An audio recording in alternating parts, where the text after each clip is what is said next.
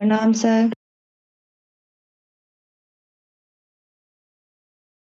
प्रणाम। चरक सूत्र स्थान अध्याय 26 श्लोक नंबर 10। कल हमारी बात हुई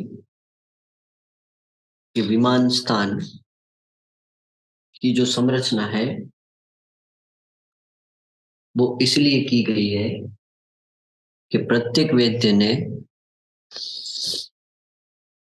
अपना जो कर्तव्य है चिकित्सा से पूर्व, वो कर्तव्य ये है कि वो प्रत्येक रोगी के दोषों के मान का निर्णय करना सीखे और उन दोषों के मान के द्वारा दोषों की अंशांश न करें। देश का बल, काल का बल, हेतु का बल, रोगों की गति, इन सभी प्रकार की अवस्था का निर्णय करने के बाद ही वो व्याधि को दूर करने के लिए समर्थ है। मतलब यहाँ पे ये हुआ कि कोई रोगी है, उसको ग्रंथि है और उसको कांचनार गुगुल दे दो, ये ग्रंथकारों को अपेक्षित नहीं है। कोई रोगी है, उसे अम्ल पित्त है, उसे अभिपत्ति कर दे दो, ये ग्रंथकारों को अपेक्षित नहीं है।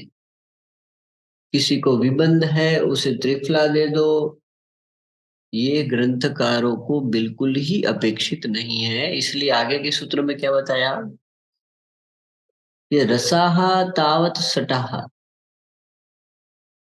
सम्यक युञ्जमान यापयति। यापयति मतलब जीवन यापन करता है, और इसका ही मिथ्या प्रयोग किया जाता है तो ये व्याधिकारक है।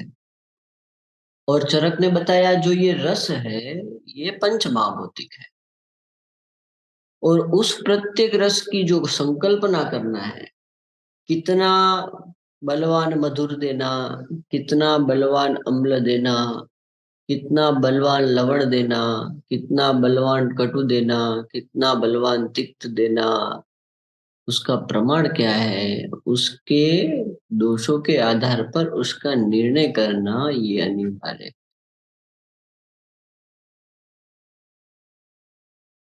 अब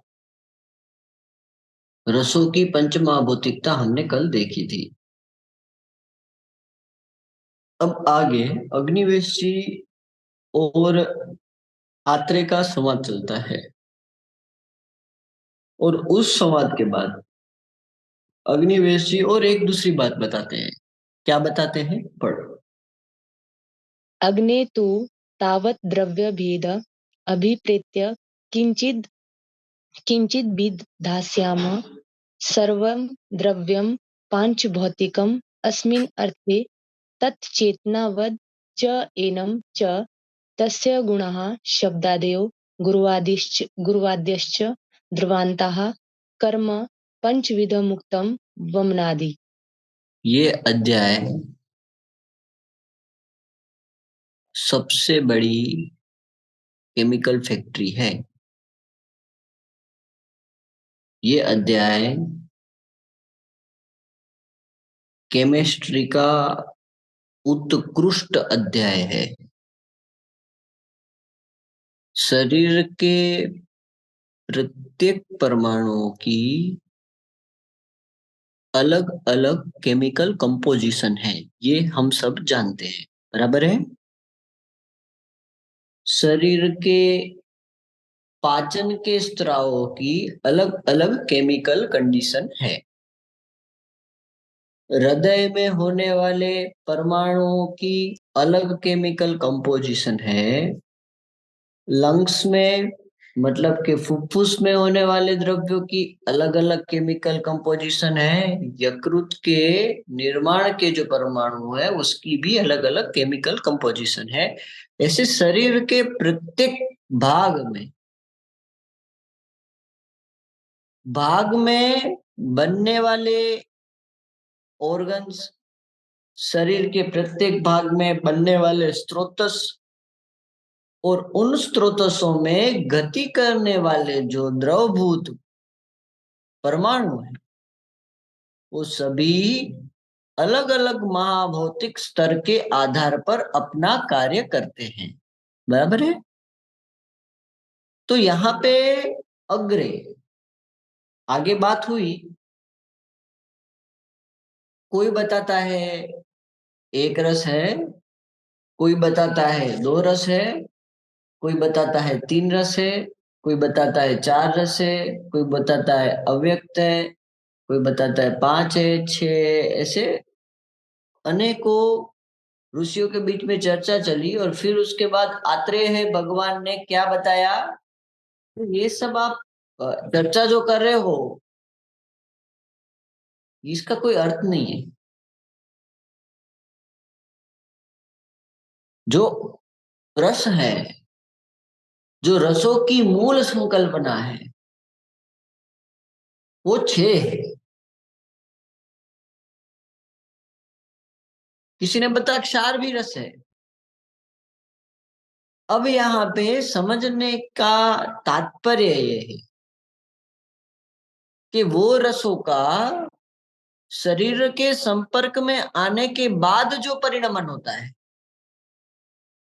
उन परिणमन के द्वारा शरीर के संगठन में क्या परिवर्तन आता है ये निर्णय करना अनिवार्य है। तो क्या बताए, अग्रे तु त्रावद द्रव्यम भेदम अभिप्रेत्यम किंचित अभिध्यास्यामः। अभी किंचित अभिदास्यामः, तावत उनके पहले क्या, जो द्रव्यादि ज्ञान है उनका ज्ञान प्राप्त करना अनिवार्य है और उसको बताएंगे हम, वर्णन करते हैं। तो पहला क्या बताया, सर्वम द्रव्यम, प्रत्येक द्रव्य पंचमहाभौतिक है। कस्मिन अर्थे, अब प्रश्न है यहाँ पे, किस कारण से, किस अर्थ से वो पंचमहाभौतिक है। अब वो पंचमहाभौतिक तो है, प्रत्येक परमाणु पंचमहाभौतिक है, कल हमारी बात हुई सूत्र एक के आधार पर वो पंचमहाभौतिकता जो उनकी है वो ख आदय तीन है, वो प्रत्येक परमाणुओं के केमिकल कंपोजिशन को बदलते हैं। सृष्टि के जितने भी परमाणु हैं वो सभी पंचमहाभौतिक है, पर उसके अंदर फर्क कितना है कि वो आकाश, वायव्य और आग्नेय परमाणु अपना जो स्थान है वो विशिष्ट रूप से जहां जहां पे ग्रहण करते हैं वहां वहां पे उसका रस का निर्माण अलग अलग होता जाता है। इतना कॉन्सेप्ट क्लियर है। अब आगे, तस्य गुणाः, उनके गुण हैं, शब्दादयः, गुरुवादयः, द्रवंताः, शब्द स्पर्श रूप रस गंध और गुरुवादय जो 20 गुण है वो, और उस आधार पे उसके अलग अलग कर्म होते हैं। उन गुणों के आधार पर, उन शब्दादय गुण के आधार पर और गुरुवादय गुण के आधार पर, उनकी पंचमहाभौतिकता के आधार पर। आगे पढ़ो 11वां सूत्र। तत्र द्रव्याणि गुरु खर कठिन मंद स्थिर विशद सांद्र स्थूल गंध गुण बहुलानि पार्थिवानि। तस्य द्रव्याणि, वो जो द्रव्य है उसमें जो द्रव्य गुरु, हमने आहार रस लेते हैं, उन आहार रस का जब पाक होता है, प्रथम अवस्था पाक होता है, द्वितीय अवस्था पाक होता है और तृतीय अवस्था पाक होता है। बराबर है। प्रत्येक वैद्य ने ये 3 अवस्था पाक समझना अनिवार्य है। और उस अवस्था पाक में होने वाला, आहार रस में होने वाला पहला परिवर्तन, दूसरा परिवर्तन और तीसरा परिवर्तन, ये तीनों परिवर्तन समझना अनिवार्य है। इस आधार पर जो रस है, भौतिकता, पंचमहाभौतिकता है, वो बदलता है शरीर के संयोग में आने से। मधुर अवस्था पाक में उसके अंदर जलीय और पार्थिवीय अंश होते हैं, और उसमें वो शरीर के अंदर से वही वही परमाणुओं को शरीर के अंदर भेजता है स्रोतसों के माध्यम से। तो ये परिवर्तन होता है, जो आहार रस है उसमें से जो सारभूत रस है उसको वो अलग करता है। तो वो जो रस होते हैं, उस रस के अंदर से अलग अलग परमाणु निकलते हैं। तो सृष्टि के अंदर जितने भी ऐसे द्रव्य है जो गुरु है, जिसके अंदर खरता है, जिस द्रव्यों के परमाणु के अंदर कठिनता है, जिस द्रव्यों के परमाणु के अंदर मंद गति है, जहां गति नहीं है, मंदता है, जो परमाणु स्थिर पड़े हुए हैं, ये विशद, जिसके अंदर विशदता है, जिसके अंदर सांद्र है, सांद्र मतलब कड़क जो होते हैं, जैसे गुड़ है, एकत्रित हुए भाग, एकत्रित हुए परमाणु जहां कठिनता निर्माण करते हैं, उसी प्रकार से सांद्र है, स्थूल है। स्थूल मतलब जो परमाणु सूक्ष्म स्वरूप में नहीं है, ऐसे के विपरीत जो स्थूल है। गंध शब्द स्पर्श रूप में से गंध गुण से बहुल है, ये पार्थिवानी। अब श्लोक पढ़ो। तानि उपचय संघात गौरव स्थैर्यकराणि द्रव तानी उपचय करानी, ये क्या करता है? इसका कार्य भी है। ये परमाणु होना अनिवार्य है, गुरु परमाणु होना अनिवार्य है। खर परमाणु होगा तो ही अस्थि धातु निर्माण होगी, कठिन परमाणु होंगे तो ही स्रोतसों में कठिनता आएगी, जो दूसरे वाह्यमान भाव है वो वहां से गति कर पाएंगे।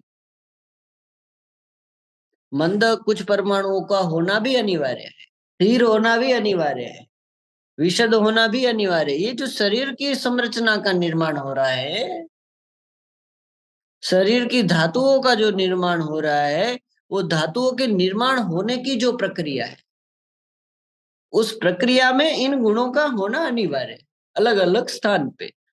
और शरीर की ऐसी योजना होती है कि शरीर को उन आहार रस में से जो जो परमाणु चाहिए वो अपने हिसाब से वो लेता है, निकालता जाता है।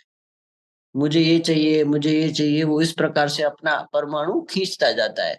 जब हृदय समग्र शरीर में उस आहार रस को धकेलता है व्यान के द्वारा, तो समग्र शरीर के स्रोतस अपने आवश्यक तत्वों को अपने अंदर लेते हैं। तो इन परमाणुओं के जो गुण है वो उपचय करना है, वृद्धि करना है, शरीर का उपचय करते हैं पार्थिवानी, शरीर का संघात करते हैं।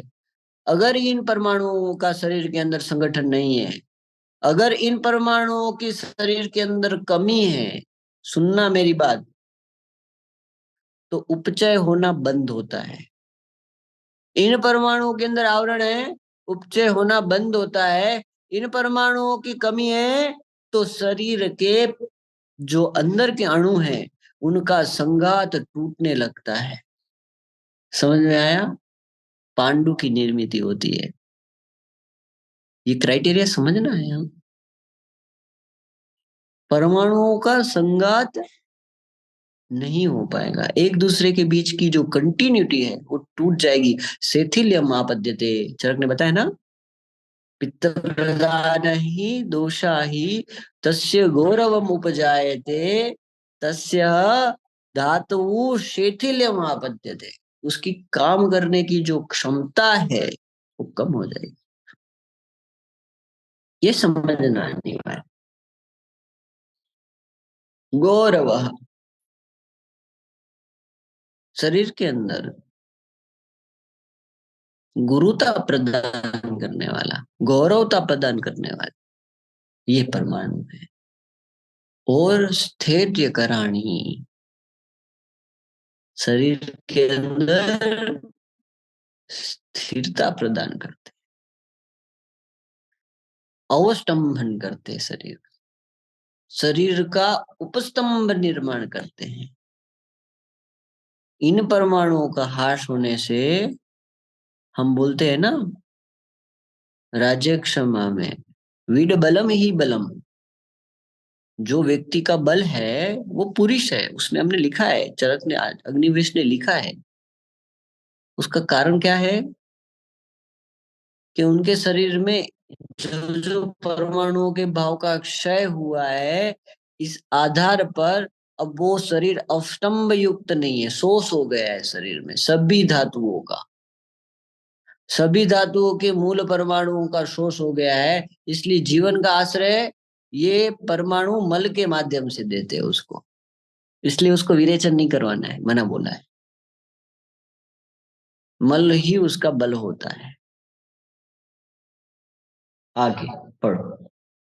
द्रव स्निग्ध शीत मंद मृदु पिछिल रसगुण बहुलानि आप्यानि। आप्यानी, जो परमाणु में द्रव है, समझ में आया? ये शरीर की पंचमा भौतिकता है और शरीर के अंदर ये सभी प्रकार के परमाणुओं की आवश्यकता है, अणुओं की आवश्यकता है। पर ये परमाणुओं का रस विमान में क्या बताया? सम्यक उपयुज्यमान, जितना आवश्यक है उतना ही इसका प्रयोग किया गया। तो मेरा एक क्वेश्चन बताता हूँ। एक महीने पहले हमारे गुरुजी आए, उनके लड़के को परेशान हुए वो। गुरुजी बोलते हैं कि हमारे लड़के को डॉक्टर ने ऑपरेशन का बोला है और उसमें उन्होंने बोला है कि ये साइनस है और ये बायलेटरल मैक्सिलरी साइनस है, इसमें कुछ नहीं हो सकता, इसमें सर्जरी करना अनिवार्य है, ऐसा डॉक्टर बोलते हैं। नहीं तो मेरे लड़के को जो छींक आती है उसके साथ साथ खून निकलता है साथ में अंदर से ऐसे, और ऐसे खून नहीं निकलता। बोले सर, बोले कटोरी भर भर के खून आ जाता है। अब हम क्या करेंगे? तो मैंने बोला अच्छा हो जाएगा ये। और मैंने बोला आप सर्जरी अभी के अभी करवा भी लोगे तो इसकी कोई निश्चितता नहीं है कि ये फिर से नहीं होगा सर्जरी के बाद। मैंने बोला 15 दिन का समय दो, नहीं तो फिर सर्जरी करवा लेना। तो उन्होंने बोला हमको तो अब यही करना है, हमको सर्जरी नहीं करवाना है। तो उनके लड़के का आयु 32 साल है, 32-33 साल की आयु है।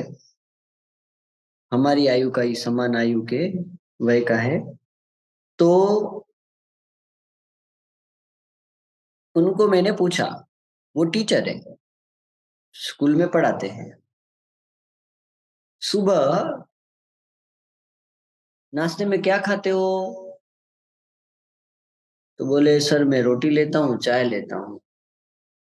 दोपहर में खाने में क्या खाते हो? तो बोले दाल चावल टिफिन होता है, रोटी और ज्यादातर सब्जी रोटी खाता हूँ, दाल चावल कम होता है टिफिन के कारण। शाम को खाने में क्या खाते हो? तो बोले रोटी और खिचड़ी और कढ़ी ये खाता हूँ। मैंने बोला इसके अलावा और कुछ खाते हो? कुछ नहीं खाए, पूछा हो मैंने। बोले नहीं। छाछ पीते हो? बोले नहीं, बंद कर दी है अभी बहुत समय से, जब से प्रतिशय हो रहा है। कितने समय से हो रहा है? बोले सर ये 1.5 साल हो गए। तो मैंने बोला और ऐसी कुछ चीज जो मैंने पूछी ना हो और आपने बताई ना हो, ऐसा कुछ खाने में? बोले हाँ सर एक चीज है। बोले क्या? कि सर मैं तीनों टाइम है ना पापड़ खाता हूँ। बोले लिज्जत के पापड़ होते हैं, उसको सेक के वो तीनों टाइम में सुबह नाश्ते में एक पापड़ खाता हूँ, दोपहर खाने में 2 पापड़ खाता हूँ और शाम को एक पापड़ खाता हूँ। ये मैं कई साल से। अब ये जो पापड़ है ना लिज्जत के, उस पापड़ के अंदर मरीच होती है और उसके साथ उड़द होता है, बराबर है? उड़द का आटा, और वो उड़द के पापड़ होते हैं सभी पापड़। परिणाम ये होता है कि जो पापड़ है वो नित्य अभ्यास जन्य नहीं है, और वो सभी ऋतु में अभ्यास कर रहे हैं उसका। ग्रीष्म में भी कर रहे हैं, वर्षा में भी कर रहे हैं, शरद में भी कर रहे हैं, सभी काल में इसका प्रयोग चल रहा है। मैंने बोला ये पापड़ बंद करो, ये प्रतिशय कभी नहीं होगा। अब यहाँ पे परमाणु कौन से हैं? गुरु, स्थिर, मंद, सांद्र और स्थूल मूल बहुड़ानी। समझ में आया? इन परमाणुओं को हटाने के लिए द्रवयुक्त औषध का प्रयोग करना पड़ेगा स्रोतों को शोधन करने के लिए।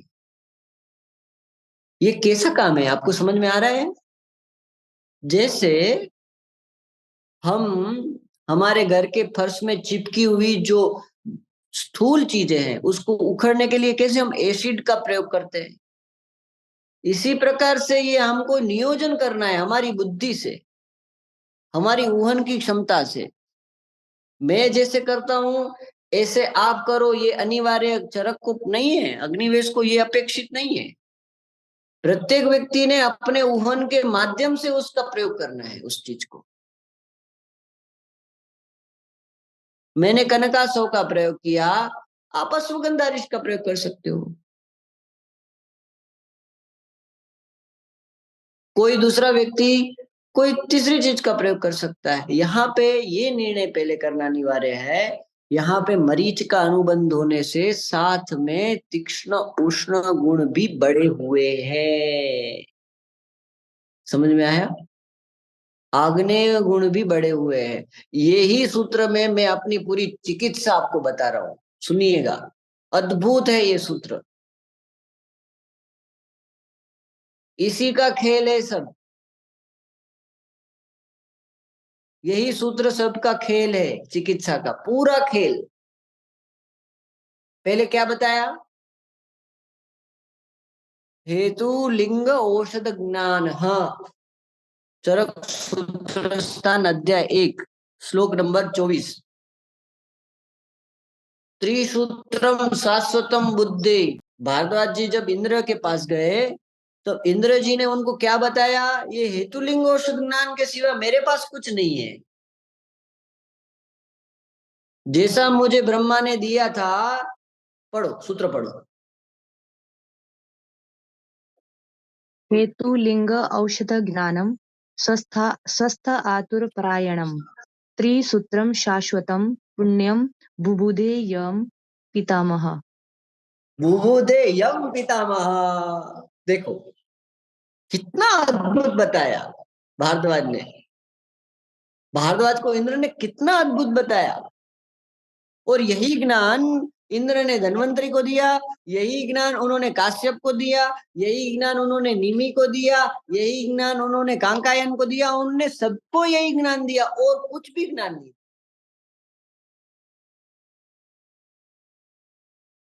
जब भारद्वाज यहाँ पे आए, पृथ्वी में आए, तो उन्होंने सोचा कि मुझे इंद्र ने ऐसा क्या बताया जिससे मैं आयुर्वेद समझू, हेतुलिंग औषध बोल के छोड़ दिया मुझे।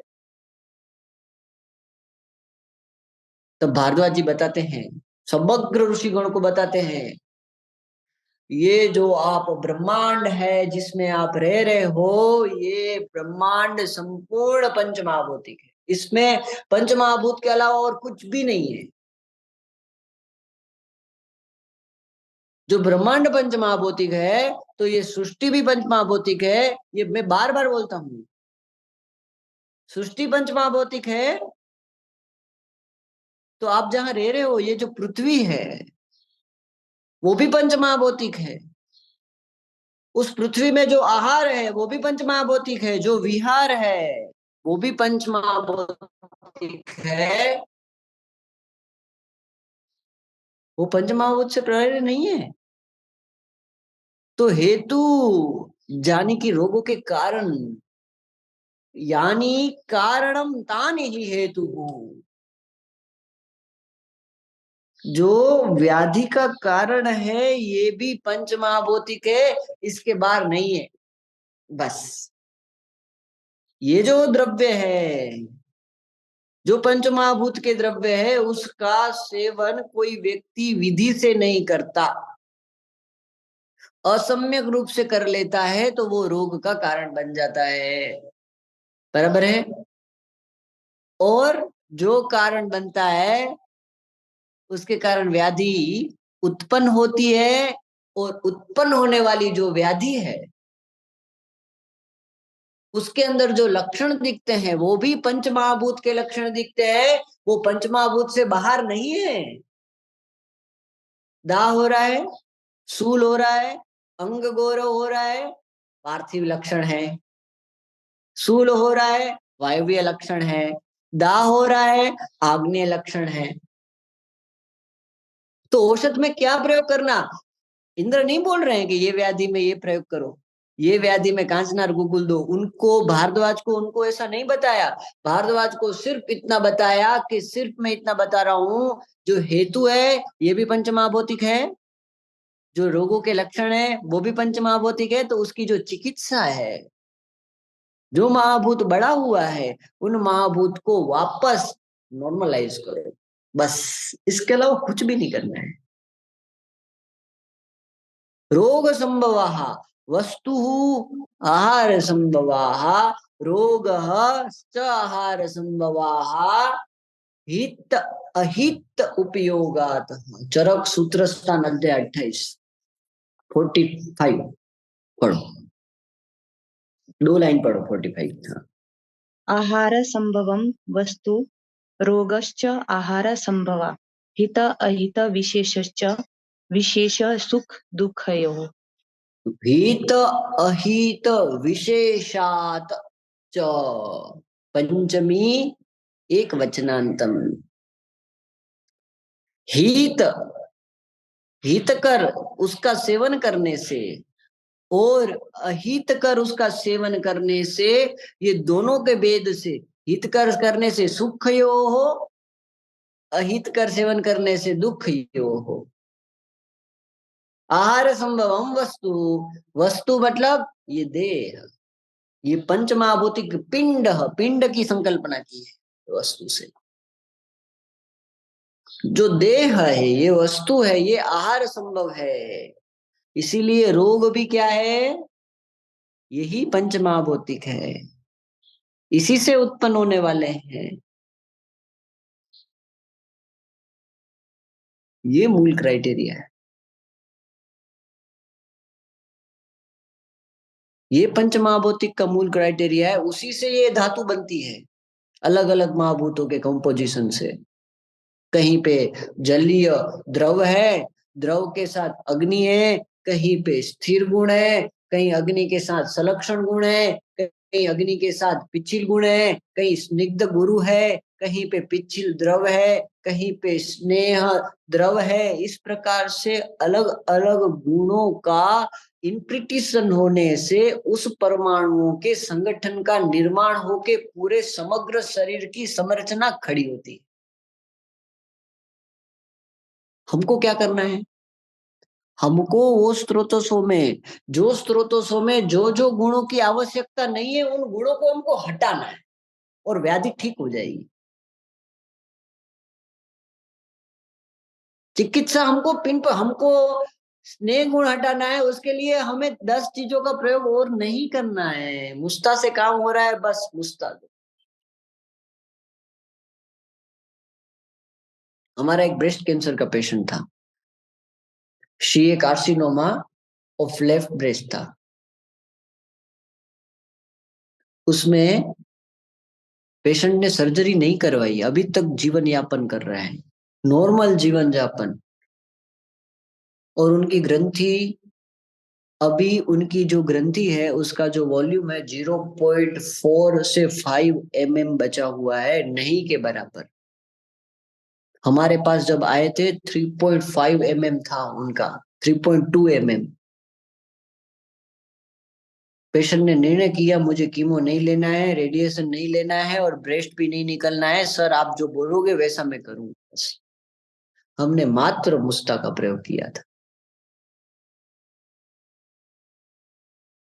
क्या है? मांस प्रदोषज व्याधि में स्निग्ध गुरु पिच्छिल द्रव्य का आश्रित हुआ है, रक्त रक्त सार महिला है, उष्ण औषध का प्रयोग नहीं कर सकते, इसलिए तिक्त शीत लेखनीय द्रव्य से व्याधि ठीक होती है। समझ में आ रहा है? ये इतना सरल है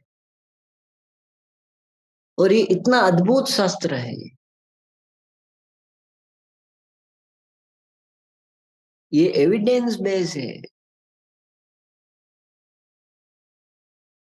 मैं सभी पेशेंट की रिपोर्ट रखूंगा आप लोगों के सामने। कल जैसे मैंने आपको प्लेटलेट का रिपोर्ट बताया, थ्रोम्बोसाइटोपेनिया, ऐसे अभी मैं अब आप लोगों के लिए ये मैं सभी पेशेंट के डाटा कलेक्शन करके आप लोगों के सामने मैं ये रखूंगा, ये प्रूफ रखूंगा, एविडेंस रखूंगा कि चिकित्सा कैसे करते हैं। जो अग्निवेश ने बताई वो सिद्धांत को हमें प्रस्तावित करना है हमारे क्लिनिशियल लेवल पर।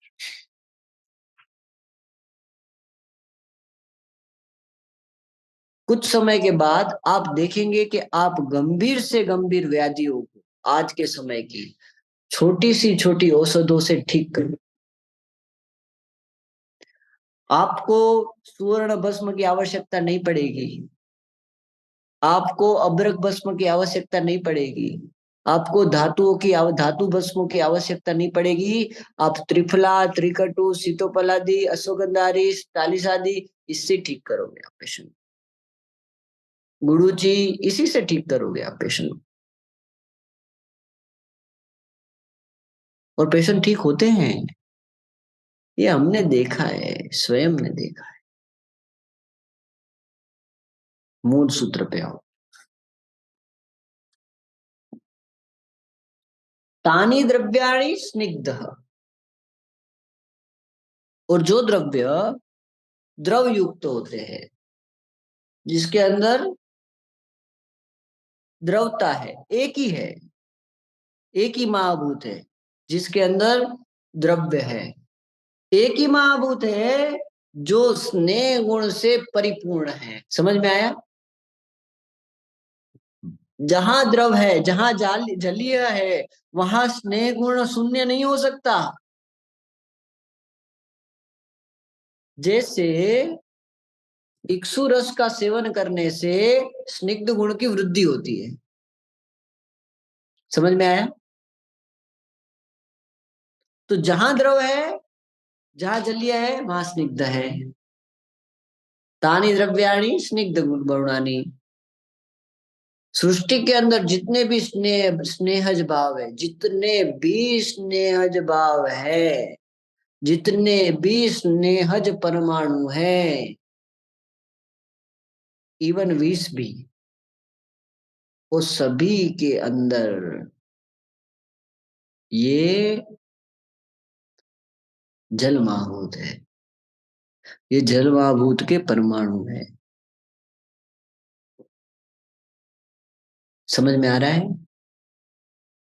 ये शीत है, ये मंद भी है, ये गतिशील नहीं है, और पिच्छिल भी यही है। रसगुण बहुलानी, रसगुण की अधिकता होती है आप्यानीति ही, ये आप्य परमाणु है। ये क्या करते हैं? उपक्लेदः। क्लेदः, उपक्लेदः।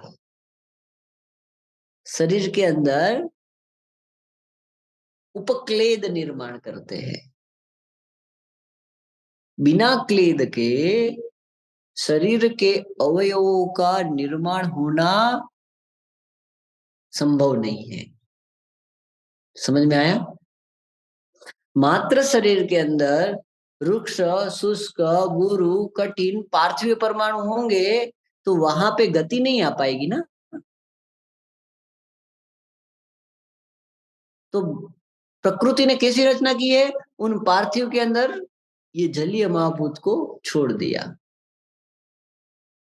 अब ये पार्थिव और जलीय जहां जहां पे एकत्रित हुए वहां वहां पे अलग अलग प्रकार के पंच महाभौतिक संगठन को निर्माण करते गए और शरीर की आकृति निर्माण होना प्रारंभ हुई। सुश्रुत ने बताया है, सुश्रुत ने शरीर में बताया है।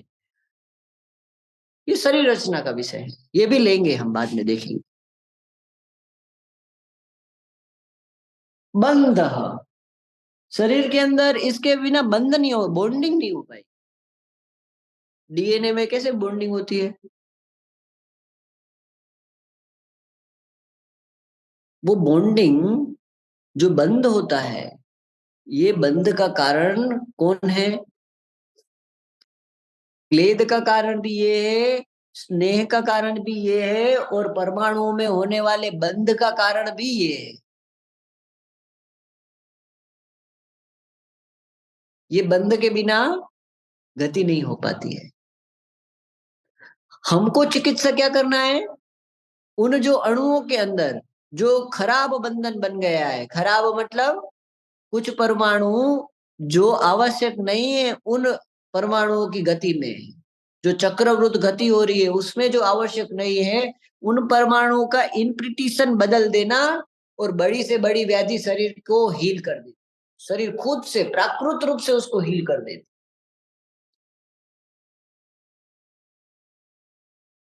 क्योंकि ये जो केमिकल फैक्ट्री है ये पूरी शरीर के अंदर की है, ये शरीर के परमाणुओं की है, परमाणु के अंदर होने वाले परिणमन की है।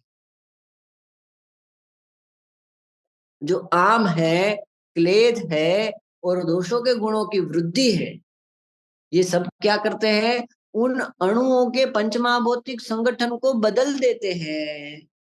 जो प्राकृत संगठन है उसको विकृत बनाते हैं। उन प्राकृत संगठन को वापस लाने के लिए उन बॉन्डिंग को बदलना है सिर्फ। उन चक्रवत गति को होने वाली उलट पुलट गति है। कल हमारी बात हुई ना, अध, उद, तीर्यक, ऐसे सभी प्रकार की जो गति है ये क्या है? अव्यवस्थित। ये जो गति है उसको बदल देती है। तानी उपक्लेद स्नेह बंधन विष्यंदनम आर्दव प्रहलाद कराणी। ये मानसिक भाव है। ये पार्थिवानी। आगे तानि तानि उपक्लेद स्नेह बंध विष्यंद मार्दव प्रहलाद करानी। सर ठीक आगे है। बढ़ो। हाँ आगे पढ़ो। उष्ण तीक्ष्ण सूक्ष्म लघु रुक्ष विशद रूप गुण बहुलानि आग्नेयानि तानि दाह पाक प्रभा प्रकाश वर्ण कराणी। बस लघु बस बहुत है। ये अग्नि है।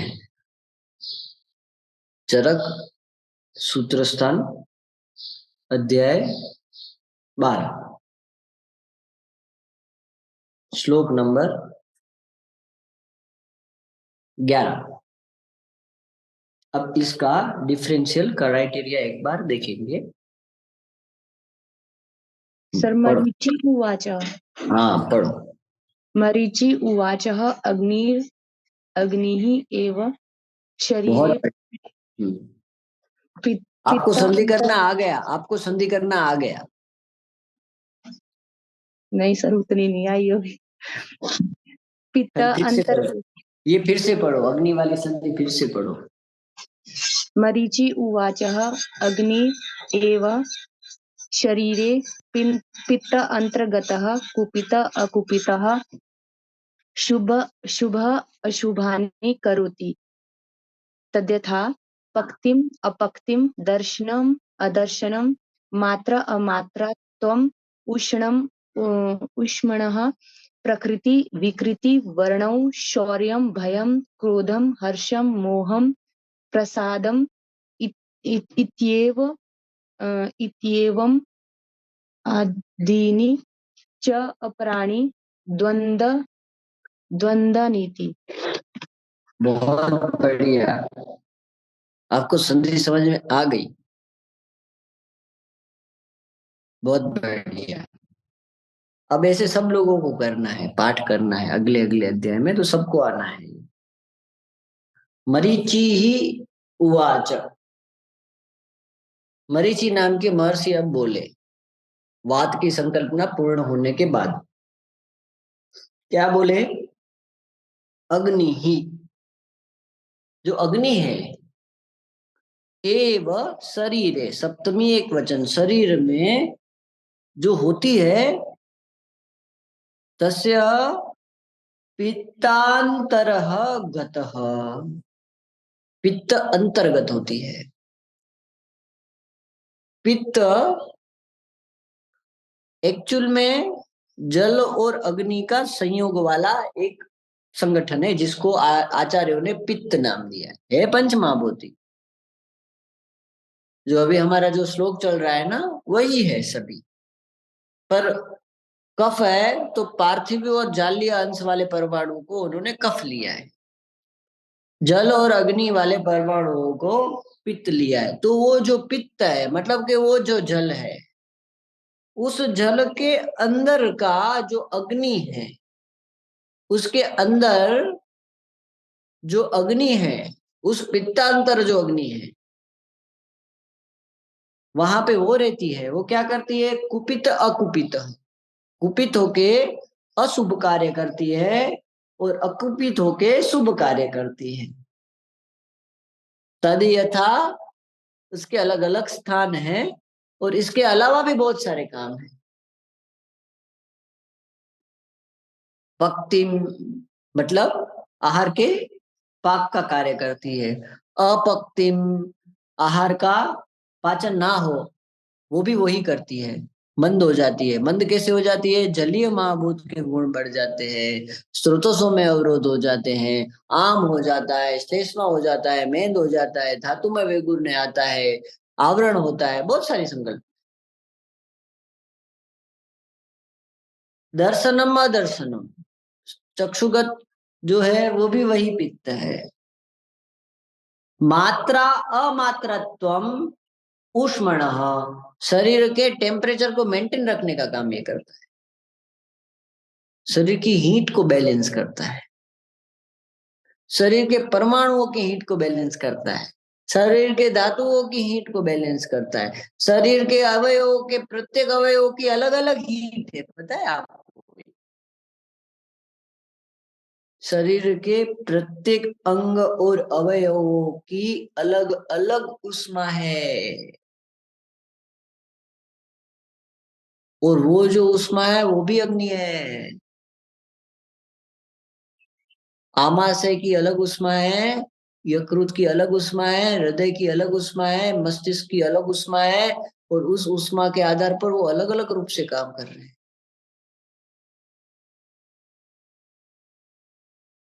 ये क्राइटेरिया ग्रंथकारों ने बताया है। अष्टांग हृदय वाग्भट्ट जी, शारीर 3, श्लोक नंबर 49, क्या लिखा है? पढ़ो। अन्नस्य पक्ता पित्तम तु पाचकाख्यम पूरेरितम दोष धातु मलादीनाम उष्मे इति आत्रेय शासनम। बहुत बढ़िया। अन्नस्य पक्ता पित्तम। अन्न का जो पाक करता है वो पित्त होता है। कौन सा? पाचक पित्त होता है। पाचक आख्याम, पाचक नाम से जो पित्त होता है, ये हमने पूर्व में बताया, पूरे इतम, पूरे रितम। अब ये जो आगे की लाइन है ना, ये अंडरलाइन करो, इसको सुवर्ण अक्षर में मंडित करो। दोष, धातु, मल आदि नाम, पर मतलब शरीर के सभी अलग अलग अवयव, शरीर के अलग अलग परमाणु, सभी को, दोष की, सभी धातुओं की, शरीर के मलों की, इनके अलावा भी दूसरे जो प्रसाद भूत, किट्ट भूत, जो शरीर के भाव है, जो शरीर के बाह्य निकलते मल के रूप में, उन सभी के अंदर ऊष्मा होती है, उन सभी के अंदर हीट होती है। समझ में आया? वो सभी ऊष्मा को धारण करे हुए हैं, वो भी अग्नि है। समझ में आया? कैसे? नीचे टीका देखो। इति एवं आत्रेय शासनम, वहां से टीका रखो। आत्रेय अत्रि पुत्रस्य शासनम, आज्ञा है। सर, इति एव दोषादीनाम उष्मा अग्नि हाँ, बस। दोष आदि नाम मतलब जो ऊपर जो दोष धातु मल और आदि नाम जो शब्द प्रयोग में हुआ है, और उसमें जो उष्मा शब्द का प्रयोग हुआ है, उसका ये अर्थ होता है उष्मा अग्नि ही इति। वो अग्नि के लिए प्रयोग में लिया गया है, वो भी अग्नि है। देखो अग्नि का क्राइटेरिया कितना वास्ट है ग्रंथकारों का। जैसे हमने वायु की संकल्पना समझी, ऐसी ही अद्भुत अग्नि की संकल्पना। और वही अग्नि शरीर को धारण करती है, वही अग्नि पित्तांतर है, वही ऊष्मा है। चरक में आओ, 12वें अध्याय में।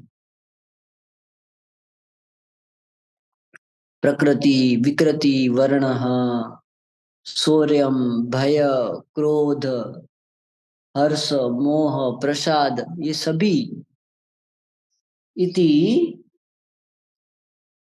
एवं आदीनि ही च अपराणी द्वंद्वान इति, ये सभी कुपित और अकुपित दोनों के कार्य बता दिए। प्राकृत वर्ण जब वो अकुपित होती है, विकृत वर्ण कुपित होने पर शौर्य देता है, भय भी देती है, क्रोध भी देता है, हर्ष भी देता है, मोह भी देता है, प्रसाद भी देता है।